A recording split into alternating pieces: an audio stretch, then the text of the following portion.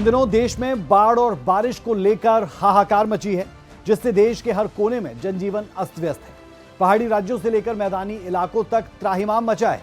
रेत से तपती भूमि, राजस्थान हो या फिर गुजरात, महाराष्ट्र, आंध्र प्रदेश और तेलंगाना, हर जगह हाल मौसम से बेहाल है। रिपोर्ट देखें।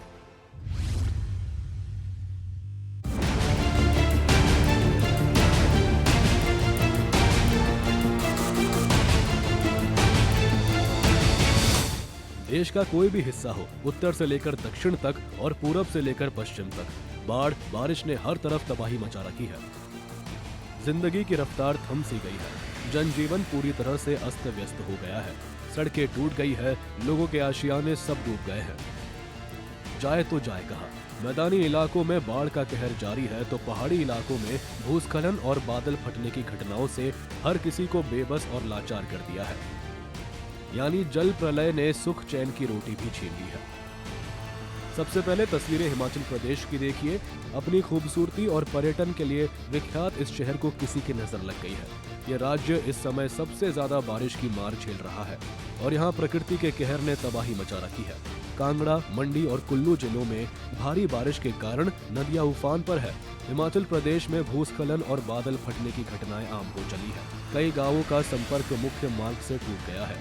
भूस्खलन ने मुख्य रास्तों को बंद कर दिया है, जिससे आपातकालीन सेवाएं भी प्रभावित हो रही है।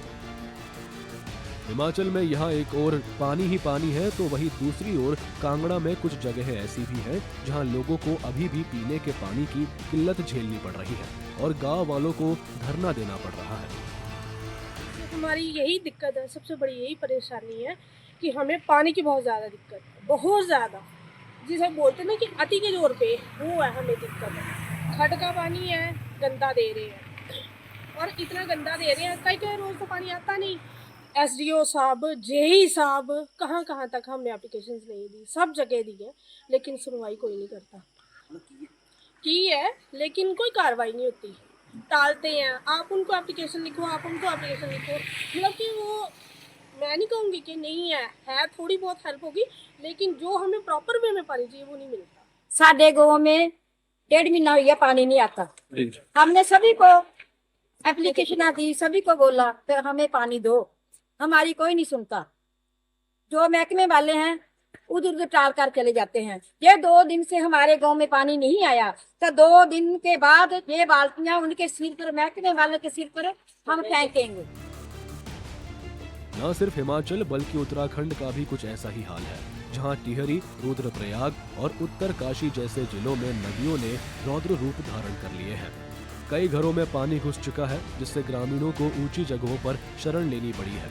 यहाँ तक कि कई वाहन और सड़कें काल के गाल में समा गई है।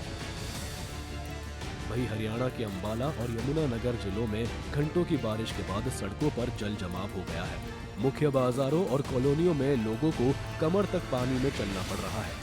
हालांकि अंबाला में बारिश से किसानों के चेहरे भी खिल उठे हैं, क्योंकि धान की फसल के लिए बारिश काफी फायदेमंद साबित होगी, लेकिन कस्बों में बारिश से हालात खराब है। अब बिहार की राजधानी पटना का हाल देखिए, जहां लगातार हो रही बारिश के बाद गंगा नदी का जलस्तर बढ़ने से कृष्णा घाट जलमग्न हो गया है। लोगों के घरों से लेकर सड़कों तक पानी ही पानी नजर आ रहा है। वहीं दूसरी तरफ शहर में लगातार बारिश के बाद डबल डेक फ्लाईओवर का एक हिस्सा धंस गया है। उधर पंजाब के मोहाली के जीरकपुर में भी लगातार बारिश के कारण कई इलाकों में जलभराव हुआ, जिससे आम जनजीवन प्रभावित हो गया है। कई जगहों पर लोग घरों में रहने को मजबूर हो गए हैं। उत्तर प्रदेश के कई जिलों में हालात बद से बदतर हो गए हैं। संगम नगरी प्रयागराज में गंगा और यमुना नदी का जलस्तर बढ़ने से बाढ़ की स्थिति बन गई है। निचले इलाकों में घरों में पानी घुस गया है। वाराणसी, बलिया, कानपुर में भी गंगा नदी खतरे के निशान को पार कर गई है, तो वहीं अयोध्या जी में भारी बारिश के बाद सरयू नदी उफान पर है। देश की राजधानी दिल्ली में भी यमुना नदी का जलस्तर लगातार बढ़ रहा है। वहीं अरुणाचल प्रदेश के भी शियोमी में भारी भूस्खलन के बाद PRO ने तातो मेंचुका सड़क संपर्क तेजी से बहाल करने में लगा हुआ है। यानी देश का कोई भी हिस्सा हो, बाढ़ बारिश ने हर तरफ तबाही मचा रखी है। ब्यूरो रिपोर्ट, सूर्य समाचार।